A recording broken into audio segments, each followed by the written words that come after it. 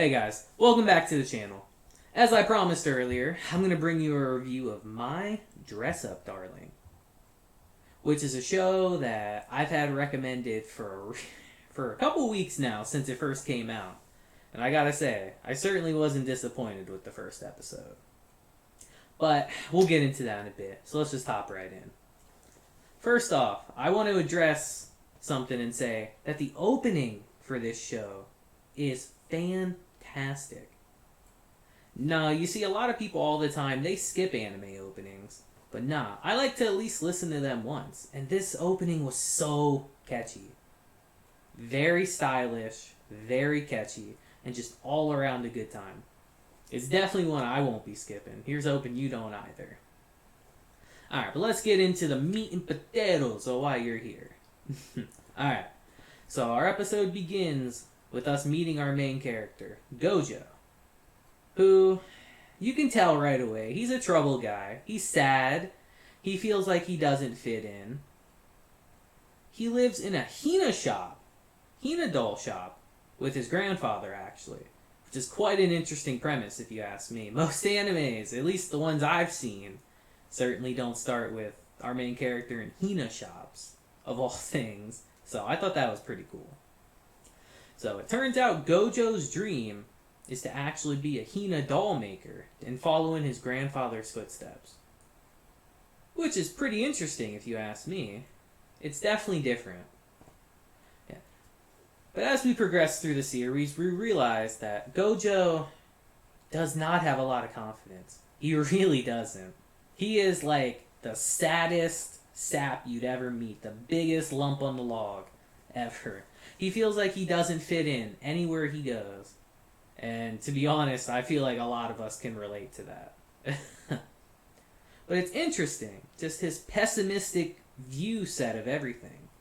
He's like, I'll never fit in anywhere, no matter where. I'd always make it awkward and uninteresting if I come in. And that's a mindset I feel like a lot of us share, even if we don't want to admit it. But very interesting. And he's just very sad all the time. He really is. He's down on himself. He doubts himself. He does not have the confidence to really pull through. Until our main heroine, of course, Marin, quite literally comes flying into his life, slams right into his desk head first. And that just starts a whole chain of reactions. Now you see, Marin is the complete opposite of Gojo. She's completely outgoing, completely says how she feels, and is willing to get in your face to tell you how she feels. One of those girls. We've all met people like that. But yeah. Anyway, our story continues to after school of that same day. We start to realize that Gojo doesn't really stand up for himself that much. He lets himself be pushed around by other people, as evidenced by the one scene where he's leaving school and his classmates tell him, hey man, I know this is our job today, but can you stay and do this for us? And he just says yeah to it. It's a severe lack of confidence and all that. It's very prevalent. He's very sad all the time, and that's just no good. Now, in typical anime fashion, as he's cleaning up the classroom, who comes and walks in? Marin, of course. She comes and walks in, and of course it's her turn to clean, because anime, we gotta bring our characters together. And she could tell right away that he was getting bullied by people and letting them push them around. And she straight up tells him to his face, like, you gotta tell people how you feel. You have to express your feelings to people. Otherwise, how will they know? You'll just continue to be pushed around the rest of your life. And that really hits a chord with him, you can tell. So of course he goes home and he's really pondering on that. And then all of a sudden you realize, oh, his sewing machine's broken. How's he going to do his work? So of course he's stressing about that now. So the next day, he goes to the school to use the school's sewing machine room, thinking, oh, no one will come in, no one will bother me while I'm here. Typical anime. But and who should walk in maybe 5 minutes later, if even that, Marin herself, who came in and revealed that she had a secret of her own. In fact, she was into cosplay. She is the biggest otaku ever. The dream girlfriend everyone always wants. That's her. And she sees Gojo's doll that he brings with him. And she sees his work on the sewing machine. And she just becomes enthralled by it. Just absolutely blown away by it. And Gojo, he just doesn't know what to do. He's just absolutely taken aback by how much she genuinely seems to care. And that's just, it's really good. It's just really wholesome. It just puts a smile on your face the whole time. And of course, when she sees how he is and all the really cool stuff he can do, honestly, and all the cool things he can make, she decides, hey, can you help me make a cosplay? Can you make my clothes for me? And we can do this together. It's my dream.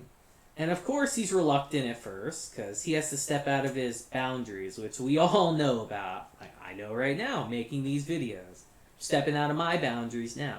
But it's good for us. So he decides, you know what? I see how passionate she is about it. I will help her out.